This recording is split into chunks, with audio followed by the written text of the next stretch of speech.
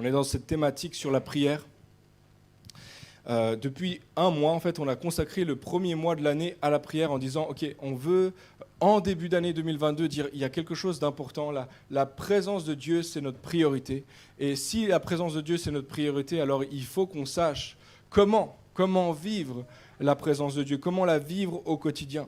Et j'apporte en fait ici le dernier message, le message un peu en somme de conclusion de cette thématique.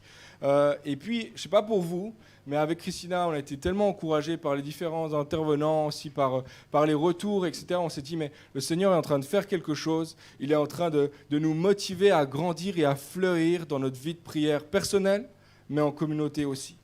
Et plus on grandit dans la foi, plus on marche avec le Seigneur, et plus on réalise en réalité que la prière, on l'a entendu tout à l'heure, Joseph l'a dit, mais est tellement vitale, tellement importante, c'est tellement majeur.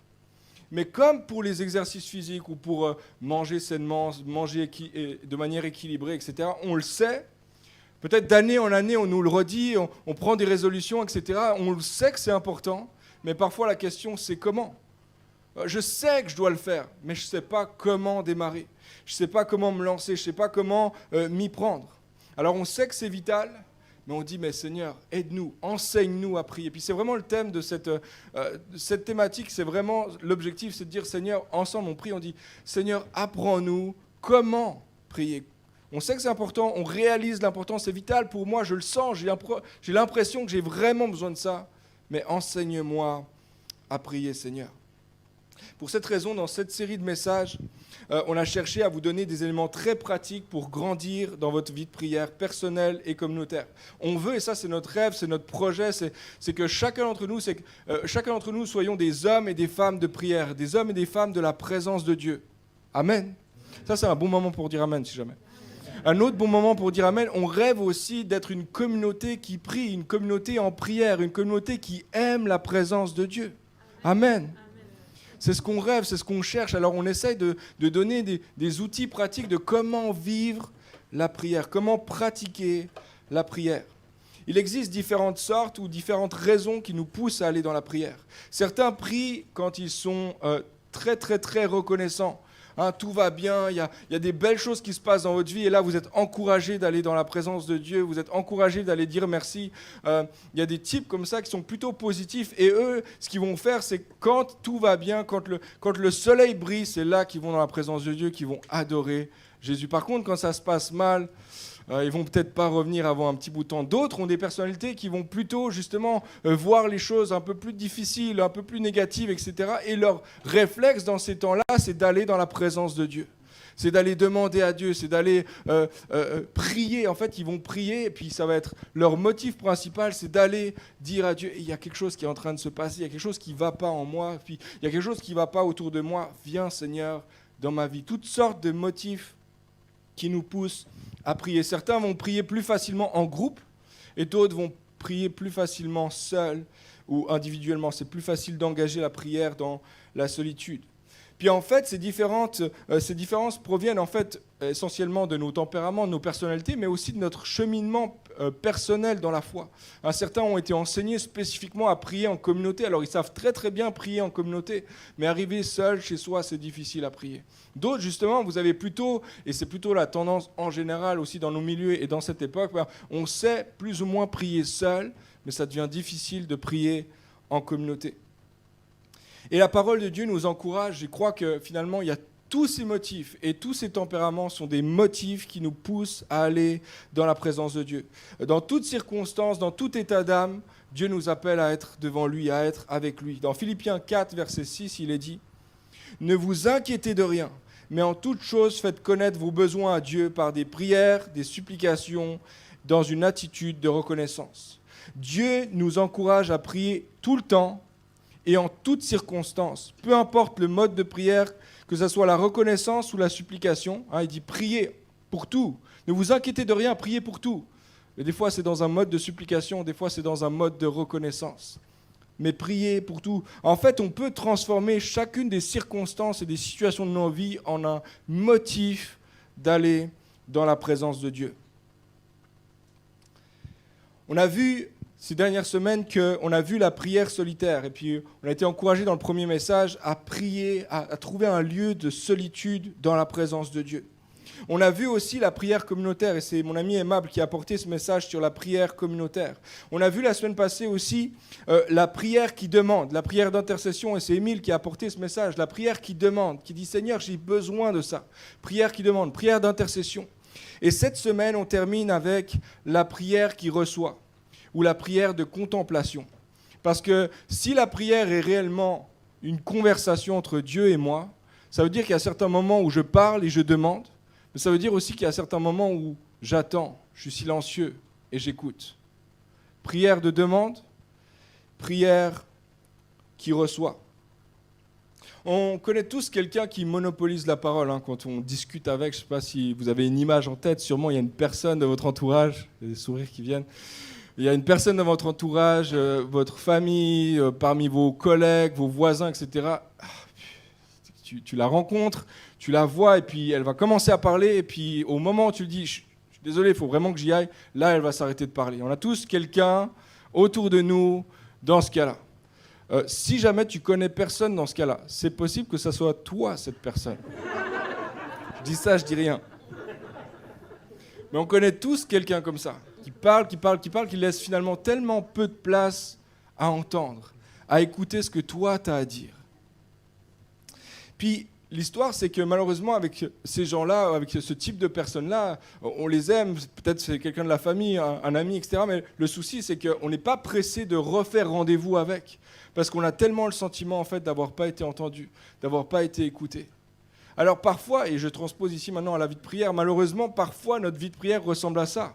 On va dans la présence de Dieu, et puis on vient avec tellement de choses à dire, ou alors un petit peu à la hâte, on dit vite nos trucs, puis ensuite on part, puis on n'a même juste pas écouté. C'est étonnant, parce que si la prière est réellement une conversation, si elle est censée être le lien de notre relation avec Dieu, alors il y a une grosse partie qui manque, en fait, dans notre vie de prière. Je ne sais pas si ça t'est déjà arrivé d'être en présence d'une personne dignitaire ou d'une personne importante, ou alors une personne que tu admires réellement. Il y a quelques années, j'ai eu l'occasion de rencontrer quelqu'un que j'admire, que j'admirais depuis des années, etc. Puis je l'ai vu en face, puis devant moi, et je vous assure que ce jour-là, même si j'avais 1000 questions à lui poser, en fait, ce que j'ai fait, c'est que j'ai simplement fermé ma bouche et écouté ce qu'elle avait à me dire. Puis ensuite, j'ai posé des questions, etc. J'étais content de pouvoir poser mes questions. Mais dans un premier temps, et vu l'importance de la personne, et vu que probablement je ne la reverrai plus jamais, j'écoute ce qu'elle a à me dire. Et c'est fou, moi ça me fait penser que c'est fou parce que nous, en tant que chrétiens, on sert un grand Dieu tout-puissant. Il a tout créé l'univers, il nous a créé, chacun d'entre nous, toi et moi, il nous a créés. Et là, il nous donne la grâce d'être en relation avec lui. Et nous, on arrive dans sa présence et on lui balance tout ce qu'on a à dire, puis on l'écoute juste pas, c'est étonnant. C'est tellement étonnant. Enfin, je ne sais pas si je suis le seul, peut-être je suis le seul. Mais parfois, j'ai l'impression que ma vie de prière, elle est en monologue. Je suis là, puis je prie, puis je dis tout ce que j'ai à dire, je dis ma liste, en fait, puis ensuite je sors, puis je cours à mon prochain rendez-vous parce que je suis tellement important, moi. Alors que le Dieu de l'univers, lui, dans sa grâce, s'est arrêté et m'a écouté. Des fois, on va dans la présence de Dieu, et puis on vient avec tellement de préoccupations qu'on n'entend même pas les préoccupations de Dieu. Puis Dieu, il a quelque chose à te dire, puis en fait, on ne l'écoute pas parce qu'en fait, on ne fait pas silence juste un instant. C'est fou. Question pour toi ce matin en démarrant. Puisque la prière est une conversation, c'est quand la dernière fois que Dieu t'a parlé à toi personnellement dans un temps de prière? Est-ce que lorsque tu pries, tu es tourné vers tes préoccupations ou au contraire, est-ce que tu arrives à réellement faire silence devant lui pour écouter ses préoccupations à lui? Dans l'évangile de Luc, il y a un passage, un épisode quand même très connu qui illustre parfaitement cette tension. Jésus est en marche avec ses disciples, il n'est pas très loin de Jérusalem, il va de ville en ville, de village en village, puis il s'arrête dans ce village, il est déjà allé quelques fois par là, etc. Mais cette fois-ci, il s'arrête un peu plus longuement, il va à Béthanie, et là, il va dans la maison de Marthe et Marie, et puis il passe un temps chez eux, et plusieurs connaissent très bien cette histoire, Jésus va manger là-bas, Jésus va probablement dormir là-bas, etc. Mais je vous lis l'histoire, ça se trouve dans Luc chapitre 10, verset 38. Il est dit ceci. « Pendant qu'il était en route, Jésus entra dans un village. Là, une femme nommée Marthe l'accueillit dans sa maison. Elle avait une sœur appelée Marie. Celle-ci vint s'asseoir aux pieds de Jésus et elle écoutait ce qu'il disait. Pendant ce temps, Marthe était affairée aux multiples travaux que demandait le service. Marthe s'approcha de Jésus et lui dit : « Maître, cela ne te fait rien. Cela ne te dérange pas de voir que ma sœur me laisse seule à servir ? Dis-lui donc quelque chose. » Mais le Seigneur lui répondit : « Marthe, Marthe, tu t'inquiètes, tu t'agites pour beaucoup de choses. Il n'y en a qu'une seule qui soit vraiment nécessaire. Marie a choisi la meilleure part et personne ne lui enlèvera. » Amen. Ce qui se passe ici, plusieurs connaissent très bien cet épisode, mais ce qui se passe ici, c'est que Marthe accueille Jésus dans sa maison. Et Marthe, elle va tout faire, elle va tout préparer. Elle va mettre la table, elle va préparer le repas, essuyer les assiettes, remplir les cruches. À l'époque, il n'y avait pas le robinet, donc tu allais au puits pour remplir les cruches, mettre les cruches sur la table, etc. Tellement de travail. Peut-être qu'elle a passé le balai, elle a mis la déco en place, elle s'est assurée de l'ambiance, peut-être, je ne sais pas, elle a baissé un peu les stores, elle a regardé pour que tout se passe bien, elle a tout fait. Elle va dans tous les sens, et puis on dit, on a cette expression, elle est au four et au moulin, elle était partout. Marthe bougeait dans tous les sens, elle était affolée, elle se presse pour bien accueillir Jésus. Qu'est-ce qu'il y a de mal à ça ? Qu'est-ce qu'il y a de mal à ça ? Puis par contraste, Marie, elle s'assoit, puis on dirait qu'elle fait rien. Alors à un moment donné, Marthe, là, ok. Et elle débarque dans le salon, ou elle débarque à l'endroit où Marie et Jésus étaient, puis elle s'adresse même pas à Marie, qui l'a probablement ignoré 10 fois, tu sais, Marthe, depuis la cuisine. Marie. Et là, elle débarque, elle coupe la conversation, et puis elle dit, Jésus, je fais beaucoup de choses, non ? Tu vois pas que je fais plein de choses ? Pourquoi tu dis pas à Marie de venir m'aider ? Dis-lui quelque chose. Si tu es l'aîné dans ta famille, hein, plusieurs vous êtes l'aîné dans votre famille, d'autres vous êtes le cadet, d'autres vous êtes au milieu, mais si tu es l'aîné dans ta famille, tu sais exactement le sentiment de Marthe. Parce que j'ai une grande fille, ouais, les autres bien sûr, j'ai une grande fille qui vient chaque semaine. On a le mardi une dame qui vient pour aider au ménage, etc. Donc le lundi, c'est un temps où on nettoie la maison, on range en tout cas la maison. Et puis chaque lundi, il y a cette phrase qui revient. « Papa, dis à Chloé qu'elle m'aide à ranger !» Et c'est ça chaque semaine. Et en fait, à chaque fois qu'on a quelque chose, on le demande aux enfants, t'es sûr que la grande, elle va venir, puis elle va dire « Papa, tu peux lui dire de m'aider ? Papa, tu peux lui dire de faire aussi, parce qu'il n'y a que moi qui fais ici. » C'est tellement une phrase d'aîné, ça. Alors Marthe, elle vient dans la présence de Jésus, elle dit « S'il te plaît, Jésus, dis-lui quelque chose. Dis-lui de faire avec moi. Moi, je fais tout, elle ne fait rien du tout. » Puis Jésus va lui dire quelque chose de tellement surprenant. Il va lui dire, tu t'inquiètes et tu t'agites dans tous les sens. Tu fais tellement de choses. Tu bouges dans tous les sens. Marie, elle ne fait pas rien. Elle a choisi de faire une seule chose. Elle a choisi de s'asseoir et de m'écouter. Elle a choisi de faire silence et d'écouter. Jésus fait un contraste fort ici. Il dit, Marthe accueille, c'est Marthe qui accueille dans sa maison Jésus, mais en réalité, c'est Marie qui accueille réellement Jésus dans sa présence. C'est Marthe qui veut Jésus, qui veut la présence de Jésus, mais c'est Marie qui est présente dans sa présence. Il y a seulement Marie, en fait, qui profite d'être dans la présence de Jésus. Marthe, elle est affairée, elle est distraite par beaucoup de choses. Marie ne fait qu'une seule chose. En fait, selon Jésus, elle fait ce qui est vraiment nécessaire. D'autres traductions disent, elle fait ce qui est essentiel. Elle fait en fait ce que Marthe, ce que toi et moi avons réellement besoin. Question pour toi ce matin, est-ce qu'il t'arrive parfois d'avoir l'impression de passer à côté de l'essentiel ? De faire tellement de choses, de bouger dans tous les sens, mais tu passes à côté de l'essentiel.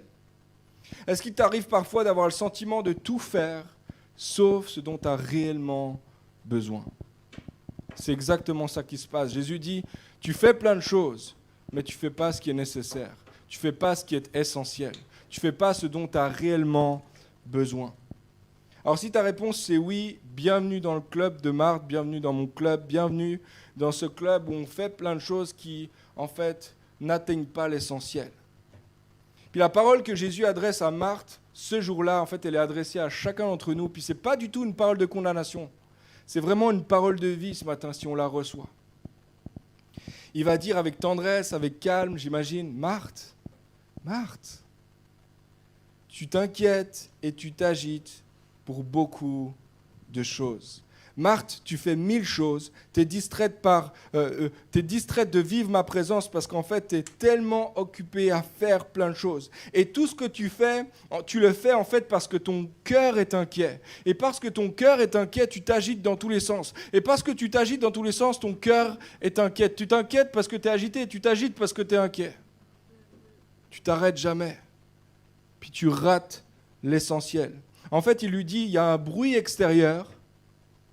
Tu fais du bruit à l'extérieur parce qu'en fait, il y a un bruit à l'intérieur. Les mots que Jésus utilise sont très, très, très importants ici. Ils vont s'afficher à l'écran, mais le mot « tu t'agites », je ne vais pas le dire, mais c'est un mot en grec qui est utilisé à d'autres endroits dans la Bible qui parle en fait d'être de bruit, de tumulte ou de vacarme.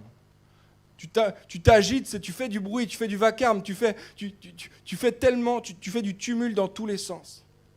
Le mot « tu t'inquiètes », c'est un mot qui est utilisé à d'autres endroits dans la Bible pour dire « troubler profondément »,« rongé par les soucis »,« être anxieux ». En fait, ce que Jésus dit, c'est que « Marthe, tu fais du bruit à l'extérieur parce qu'en fait, il y a un bruit à l'intérieur.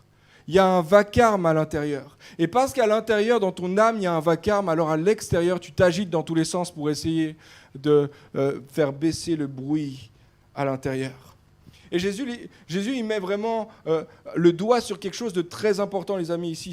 C'est que si tu es comme moi, il t'arrive tellement de fois, en fait, d'entrer dans la présence de Dieu avec tellement de préoccupations à la manière de Marthe. Tu es préoccupé, il y a tellement de pression sur toi, tu viens comme agité avec des problèmes dans tous les sens, des pressions. Et c'est comme si tu es distrait de la présence de Dieu simplement parce que tu viens avec ta charge extérieure. Il y a du bruit à l'extérieur et ça t'empêche d'être dans la présence de Dieu.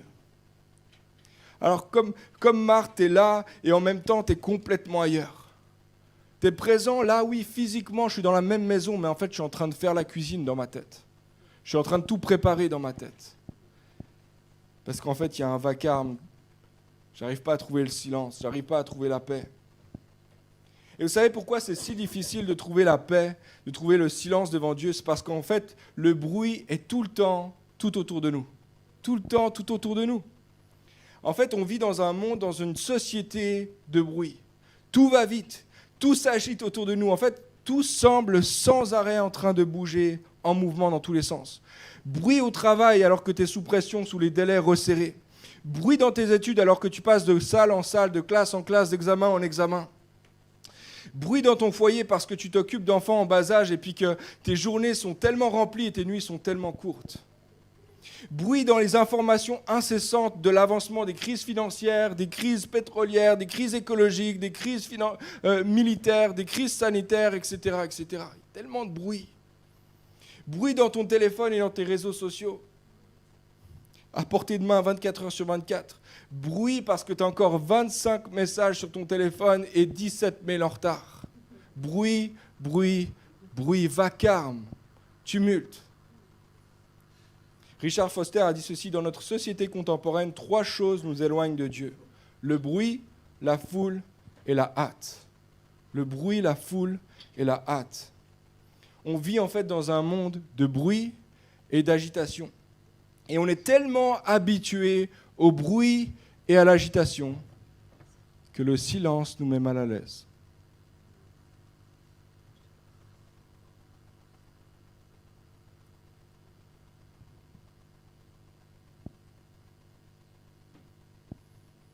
Malaise, non?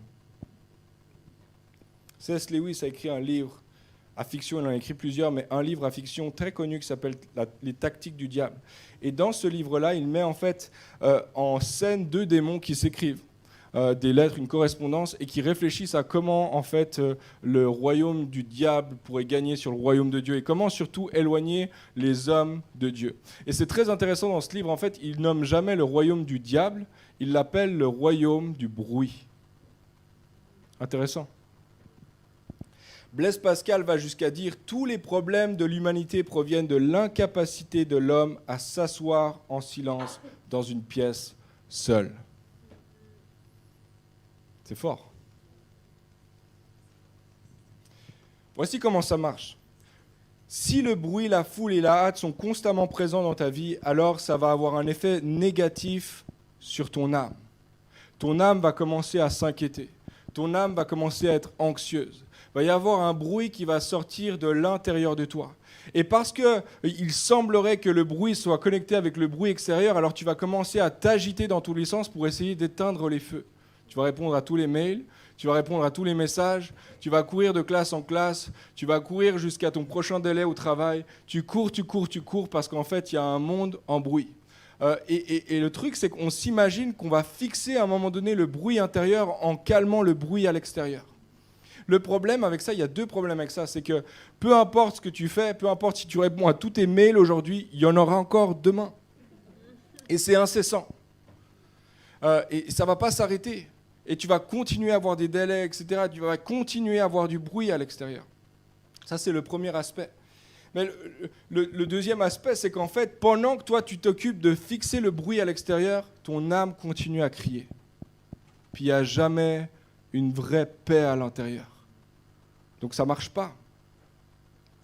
Jésus va dire, tu t'inquiètes et tu t'agites pour beaucoup de choses.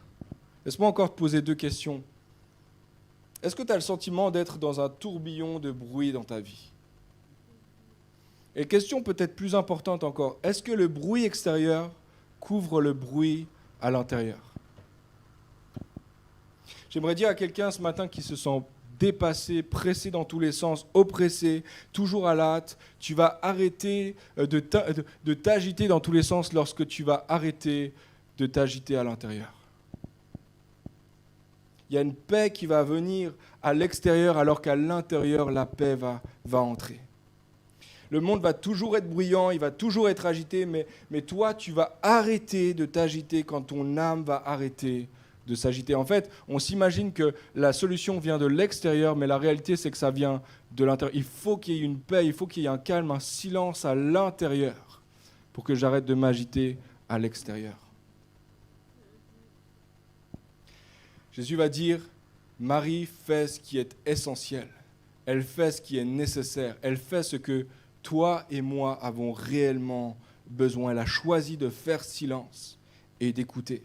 Augustin va dire dans ses confessions, il va dire « Tu nous as fait pour toi, Seigneur, et notre cœur est sans repos tant qu'il ne se repose pas en toi. » Waouh. Maintenant, la question, c'est comment ? Comment est-ce que je peux choisir de l'écouter ? Comment est-ce que je peux faire pour faire le silence à l'intérieur ? Ou comment je peux faire pour recevoir le silence à l'intérieur ? J'aimerais te proposer 3 pas pratiques très rapidement ce matin, en terminant, mais 3 pas pratiques que tu peux mettre en place dès aujourd'hui, dès demain matin. Premièrement, fais silence autour de toi. Fais silence autour de toi. La première étape dans la prière, c'est la prière qui reçoit, c'est de trouver un lieu, un moment silencieux. On a vu dans le premier message de la série que Jésus lui-même cherchait les déserts. Il cherchait des lieux silencieux, des lieux désertiques, des lieux inhabités. Il n'y a pas un bruit, il n'y a pas un téléphone, il n'y a pas un mail, il n'y a rien du tout. Il y a juste le Père, il y a juste sa présence. Puis, laissez-moi vous dire que si Jésus, qui était parfait, avait besoin du silence, du désert, toi et moi qui sommes imparfaits, on a vraiment besoin du désert et du silence. Maintenant, le désert, ce n'est pas forcément avec du sable, il ne fait pas forcément très chaud. Le désert, c'est simplement un endroit où il n'y a pas de bruit, c'est inhabité, c'est silencieux. Ça peut être ton salon très tôt le matin. Ça peut être un banc dans un parc proche de ton travail auquel tu retournes chaque jour avant d'aller au travail ou pendant ton travail. Ça peut être les archives de ton travail. Tu vas te planquer dans les archives là où personne ne va jamais. Tu vas dans les archives, tu te mets là et tu trouves un désert. C'est inhabité. Tu peux aller, il y a 1000 endroits où tu peux aller où il n'y a personne et tu te retrouves seul à seul avec ton Père. Fais silence autour de toi. Quand tu as trouvé cet endroit, commence chaque rencontre avec Dieu par le silence. C'est-à-dire tu apprécies le silence extérieur. Tu vas te rendre compte que ce n'est pas un réel silence si tu es dans un parc, même dans le salon, il y a des bruits. Mais il y a un silence. Commence par le silence. Dis rien. Laisse le silence faire place. Pendant 2, 3, 5 minutes. Et tu accueilles le silence. Et tu accueilles la présence de Dieu dans le silence. Tu coupes ton téléphone, tu arrêtes la musique, tu enlèves les écouteurs, tu enlèves toutes les distractions autour de toi. Un lieu de silence, un lieu de solitude. Tu vas voir aussi que quand tu vas faire silence, il y a toutes sortes de pensées qui vont commencer à sortir. Et ça, c'est intéressant. J'ai lu cette phrase, ça m'a parlé, ça m'a vraiment encouragé. Rich Villodas, qui est pasteur à Brooklyn, a fait cette confession. Il a dit « J'ai longtemps pensé que les distractions pendant la prière étaient un signe que j'étais un mauvais chrétien. En fait, en réalité, les distractions dans la prière sont un signe que je suis un être humain. Je suis un être humain. Puis les pensées, elles vont venir, elles vont popper. C'est pas parce que je suis un mauvais chrétien, c'est parce que je suis un être humain. Ça va venir. Et c'est pas grave. Et ça, c'est complètement normal. Parce que tes pensées, en fait, révèlent ce qui se passe aussi à l'intérieur de toi. Alors, pendant que tu es dans ce temps de silence, tu ramènes sans arrêt tes pensées à Dieu. Tu concentres, en fait, tes pensées sur Dieu. Tu fixes tes pensées sur Dieu. Moi, j'ai une pratique, ce que je fais, c'est que je répète une phrase très simple. Je dis « Je suis présent dans ta présence ». Puis je ne la répète pas 1000 fois, mais quand je sens que ma pensée, elle part ailleurs, il y a ce mail que je devais répondre. Présent dans ta présence, Seigneur. Et je ramène mes pensées à Dieu. Ou alors, je fixe mes pensées sur une caractéristique de qui Dieu est. Ou alors sur une parole, sur un mot. Puis je fixe mes pensées sur lui. Puis alors que tu fais, premier pas, tu fais silence autour de toi. Le deuxième pas, c'est soumets le bruit intérieur à Dieu. Soumets le bruit qui va venir de l'intérieur à Dieu. En fait, quand tu vas faire silence autour de toi, tu vas commencer à entendre un autre type de bruit. Et si tu fais le silence assez longtemps autour de toi, tu vas commencer à entendre le bruit intérieur en toi. Et même si ça peut faire peur au début, dans un premier temps, tu peux avoir peur de ce qui sort de toi, en fait, ce n'est pas du tout une mauvaise chose. Au contraire, tu peux soumettre ces pensées à Dieu. Tu peux soumettre ce cœur ou ces choses ou ces émotions à Dieu. Et Dieu t'amène en fait dans cette place-là parce qu'il veut régner aussi là-dessus. Il veut régler, il veut amener le silence en toi. Alors ça passe par reconnaître, il y a ça qui se passe en moi. Et c'est vraiment, vraiment, vraiment important de réaliser que si on veut que Dieu amène le silence, il faut lui soumettre les bruits qui sont à l'intérieur de nous. La diaconesse Lydia Schranz, dans le livre, peut-être vous l'avez lu, mais dans le livret qui accompagnait la semaine de jeûne et prière, universelle, a dit ceci, elle a écrit ceci: « Trouver le silence nécessite du temps.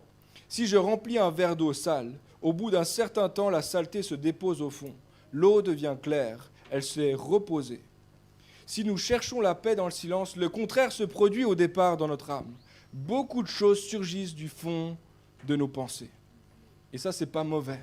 C'est important, en fait, de recevoir, de voir, en fait, de discerner quelles sont ces pensées, quelles sont ces émotions. Parfois, c'est compliqué de mettre des mots, en fait, sur ce qui se passe.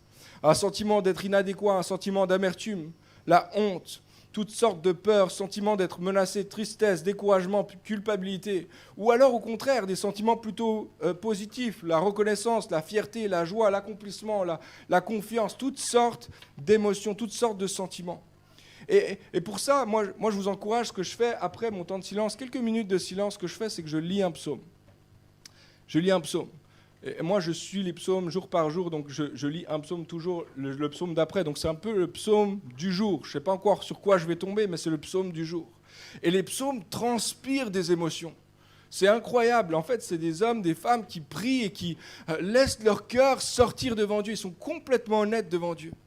Et alors que je lis le psaume, je lis tranquillement, je lis à voix basse. Là, je brise le silence, mais je le lis à voix basse, très lentement. Et je croche sur les mots qui m'interpellent. Et je les redis. Et je les prie. Et je m'associe à la prière du prieur. Celui qui a prié avant moi était connecté à Dieu, puis il a prié. Puis moi, je fais la même chose. Je prie, je dis, Seigneur, c'est injuste cette situation. Seigneur, brise les dents d'un tel. Non, ça m'arrive. Seigneur, je suis tellement reconnaissant parce que tu es intervenu. Et en fait, on laisse la parole diriger notre prière. Et c'est tellement puissant ce qui se passe là, c'est parce que d'un coup, on accueille, on laisse en fait le Saint-Esprit nous montrer ce qui se passe en nous. Révéler en fait ce qui se passe en nous. Alors laissez vraiment la parole, vous lisez le psaume à voix basse et la parole révèle en fait l'état de votre âme. Puis avec tous les sentiments qui sortent, toutes les émotions qui sortent, vous pouvez les soumettre à Dieu. Vous pouvez venir devant Dieu et dire « Seigneur, ça je ne comprends pas, j'ai l'impression que tu m'as abandonné sur ce truc-là. Seigneur, j'en ai tellement marre de cette personne-là, franchement, il faut que tu la retires de ma vie. » Et vous savez quoi, quand on lit les psaumes, on se rend compte que Dieu n'est absolument pas mal à l'aise avec nos émotions profondes, avec nos sentiments profonds. En fait, même, il nous encourage à être vrais, à être honnêtes devant lui. Amen. Fais silence autour de toi, soumets le bruit à l'intérieur. Voici la troisième étape, et puis on va s'arrêter là. Écoute sa voix. La posture de Marie, c'est la posture du disciple. Elle s'est assise et elle écoute Jésus. Le disciple est assis au pied du maître et il écoute. Puis, je ne suis pas en train de dire que chaque matin, Dieu va parler, tu sais, à haute voix, et puis que tu vas entendre des mots dans tes oreilles, etc. Je ne suis pas en train de promettre que Dieu va parler. Ce que je suis en train de dire, c'est que tu fais de la place pour que Dieu te parle. Ça veut dire que tu es disposé pour que Dieu te parle. Tu es prêt maintenant à écouter ce qu'il a à dire. Pete Greig a dit ceci, si tu veux apprendre à entendre celui qui parle un murmure doux et léger, tu dois devenir ami du silence. En fait, créer l'espace du silence en toi, à l'extérieur de toi et en toi, c'est juste créer l'espace pour que Dieu parle. Parfois, le murmure vient par la lecture de la parole de Dieu. Parfois, elle vient parce que Dieu parle avec une forte impression ou avec une pensée persistante. Parfois, il parle avec une image, un rêve, un songe, quelque chose qui est très clair devant nos yeux. Parfois, il parle avec des circonstances particulières ou avec la voix de quelqu'un autour de nous. Alors, si vous êtes seul, là où vous êtes, il ne va peut-être pas vous parler à ce moment-là, mais le silence fait que vous êtes disposé à entendre. Dieu parle de différentes façons, mais parfois, c'est nous qui ne sommes pas capables d'entendre, simplement parce qu'on n'est pas disposé à entendre. Alors, lorsque tu laisses Dieu amener le calme dans ton âme, tu as fait le calme à l'extérieur, il y a le silence à l'extérieur, maintenant il y a le calme à l'intérieur, tu es disposé. Tu dis, Seigneur, je suis prêt à écouter, je suis prêt à entendre ce que toi tu as à me dire. On va prendre encore un chant. On va prendre ce chant, je pense qu'on peut reprendre peut-être le chant « Je m'abandonne ». Moi, je ne sais pas en fait ce qui s'est passé pour Marthe juste après. Je ne sais pas si Marthe s'est assise. Je ne sais pas si Marthe elle est retournée en cuisine, elle a claqué la porte, elle a « Ah, c'est ça, ouais !» Je ne sais pas ce qui s'est passé. Mais si vous êtes comme moi j'ai lu plusieurs fois cette semaine ce passage et en fait j'ai tellement l'impression que Dieu parle. Il parle à Marthe, Jésus parle à Marthe, mais en réalité il parle à chacun d'entre nous. Puis il dit, tu sais quoi, ce qui est important, ce qui est nécessaire, ce dont tu as réellement besoin, c'est le silence. Et c'est d'écouter. Et c'est de venir écouter à mes pieds. J'ai cité plusieurs fois le pasteur Pete Greig dans ce message ce matin. Puis il a écrit plusieurs livres sur le domaine de la prière, mais il a fondé un mouvement de prière 24/7. D'ailleurs, le mouvement s'appelle 24/7. Et puis c'est un mouvement de prière qui a lieu dans la moitié des pays du monde. Il y a une maison de prière 24/7. Et c'est un lieu de prière 24 heures sur 24, 7 jours sur 7, vous avez compris. Et avant de lancer en fait ce mouvement de prière, ils avaient vraiment ça à cœur. Ils étaient tout un groupe à lancer ça, etc. Mais il a rencontré un ami à lui qui est moine, qui est un moine catholique, et qui lui a un moine franciscain notamment, et qui lui a parlé de la prière et qui lui a parlé du projet, etc. Donc Pete, il va vers ce gars, ils mangent ensemble, etc. Puis il lui dit, il lui parle un peu du concept, il lui parle un peu de l'idée, etc. Puis son ami lui dit, donc vous allez prier 24 heures sur 24, 7 jours sur 7, c'est bien ça? Et Pete, il répond, oui, c'est ça qu'on va faire, on va prier 24 heures sur 24, 7 jours sur 7. Et c'est quand que vous aurez assez prié? Lui a demandé le moine. En fait, il y a tellement de besoins qu'on ne s'arrêtera jamais de prier. Et en fait, le moine lui faisait cette question parce qu'en fait, il disait, mais ça va te fatiguer, ça. Parce qu'en fait, tu vas venir avec toutes les agitations extérieures dans la présence de Dieu. Puis il lui a parlé de la prière contemplative, de la prière de silence. Puis il lui a dit, en fait, tu devrais peut-être transformer tes 24/7 en temps de prière dans le silence. Parce que c'était une bande d'intercesseurs pour les nations, etc., de prier fort pour les nations, etc. Et le moine lui a dit, peut-être que si tu réfléchis, le silence peut faire la différence. Puis tu te dis, mais comment on va changer le monde avec le silence? Son ami lui a répondu, c'est pas le silence. Tu vas pas changer le monde avec le silence, tu vas changer le monde avec la présence. Ça m'a parlé, je me suis dit, c'est ça en fait. Ce qu'il dit, si tu restes 1 heure dans la présence de Dieu, réellement dans sa présence, et que tu écoutes réellement ses préoccupations, alors les 23 autres heures t'amènent sa présence partout où tu vas. Puis là, tu deviens un agent de sa paix, un agent de son silence, un agent de restauration, un agent du calme. Partout où tu vas, parce que tu amènes sa présence avec toi. Moi, ça m'a parlé. Je me suis dit, mais Seigneur, c'est ça. C'est exactement ça. Oui, un jour, je vais retourner. Marthe, j'imagine, elle s'est assise, elle a écouté, puis peut-être qu'après 1 heure, elle est retournée dans sa cuisine d'une autre façon. Elle a continué à faire à manger, elle a continué d'accueillir les gens, elle a continué de faire tout ce qu'elle avait à cœur de faire, tout ce que le Seigneur lui a donné, mais d'une autre façon. Et si on allait dans la présence de Dieu pour aller d'une autre façon dans notre travail? Et si on allait dans la présence de Dieu, prendre sa présence et l'amener partout où nous allons? Ça changerait tout. Marthe, tu t'agites, tu t'inquiètes pour beaucoup de choses. Une seule chose est réellement nécessaire. Marie a la bonne part. Elle ne lui sera pas enlevée. Seigneur, on est devant toi ce matin. Devant ta présence, dans ta présence. Merci parce que tu nous accueilles dans ta présence. Quel honneur, quel privilège d'être devant toi ce matin. On ne le méritait pas. On ne le mérite pas. Et Seigneur, tu nous fais cette grâce et ce matin, on veut recevoir de ta paix. On veut recevoir de ta joie. On veut recevoir de cette présence qui fait la différence. Dans nos vies premièrement, dans notre âme premièrement, dans notre contexte ensuite, puis ensuite dans le monde. Je te loue Seigneur parce que tu as agi de manière tellement inversée de la manière dont nous on voudrait gérer les choses. Je te loue Seigneur parce que toi tu viens parler sur celui et celle qui est agité ce matin. Tu viens parler, tu viens comme donner une parole de vie Seigneur. Pour celui et celle qui court dans tous les sens, qui ne fait que courir, qui ne fait que s'agiter, qui ne fait que du bruit, parce qu'il y a un bruit à l'intérieur. Je te loue Seigneur parce qu'en ce moment tu amènes la paix, tu amènes le calme, tu amènes le silence dans l'âme. Et alors que nous chantons ce chant encore, nous nous abandonnons à toi Seigneur. Nous nous donnons à toi Seigneur.